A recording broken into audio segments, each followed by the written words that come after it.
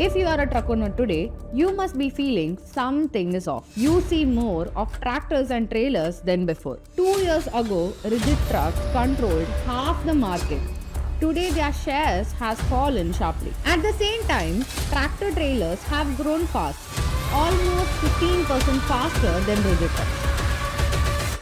Why tractor trailer demand is growing 15% faster than rigid truck? Let me explain you why. Before that, what is a rigid truck? A rigid truck is one where the truck body is attached to the chassis and the truck's engine. They can be open body like 10-wheel, 12-wheel or closed body like 32 feet single axle or multi-axle. If you are a truck owner today, you must be feeling something is off. Your rigid trucks are working, but they are not giving the return as they used to do. Meanwhile, everywhere you look on highways, you see more of tractors and trailers than before. Last year, India's truck market touched around 1.2 million units. But the interesting part is not the total number, it is how the mix has changed. 2 years ago, rigid trucks controlled half the market. Today, their shares has fallen sharply. At the same time, tractor trailers have grown fast, almost 15% faster than rigid trucks. Now look at this table. You can see the comparison of the share. In rigid trucks, the share was 46%, which is now at 27%, a 10% drop. Tractors and trailers have grown 19%, now at 34%, a 15% growth. Others including tippers and trailers, it was 35%, now 39%, a 4% growth. So the big question is why? First, let's look at the predictability. Big companies like e-commerce, FMCGs, auto, steel, third-party logistics don't like surprises. They run on fixed dispatch windows, committed volumes, and strict delivery timelines. For them, the engine should never stop.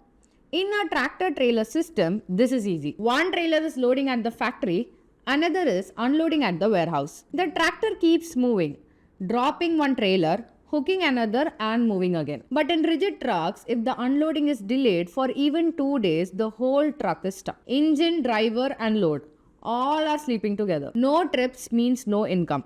But EMI, driver salary, insurance still runs daily. Most owners say that truck needs at least 3,000 to 5,000 per day to survive. When it stands still for 5 to 6 days, that one delayed day can eat up their profit of many good trips. That is why trailer system increases utilization by 40 to 50%. The engine works more days in a month and more working days means more money. Now let's look at the money math. Cost per ton kilometer so that you can understand better. Today's freight is not loose like before. It is boxed, packed and containerized. Electronics, FMCGs, auto parts and machineries, all of this rewards to bigger space and longer bodies. A 40 to 45 feet trailer can carry much more than 32 feet rigid trucks. Even if fuel cost is slightly higher, the load is much higher.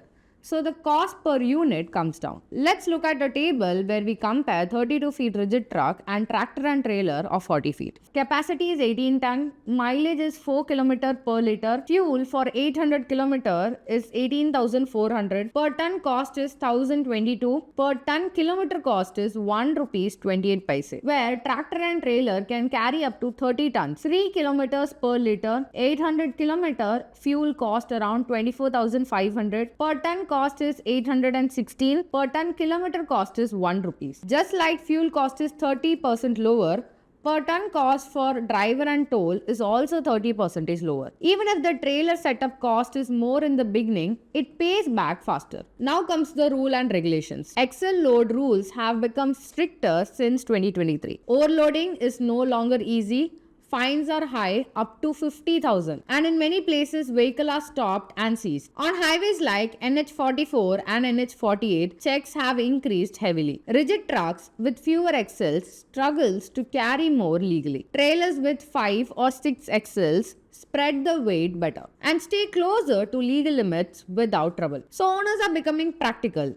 They choose which survives enforcement. Ports like JNPT, New Logistics Park, freight terminals and corridors are built for longer vehicles. Docks are longer, gates are wider, parking yards are designed for trailers. Today almost 60% long distance freight is containerized. Container works best with detachable trailers, not with fixed body rigid trucks. Big companies have already understood this.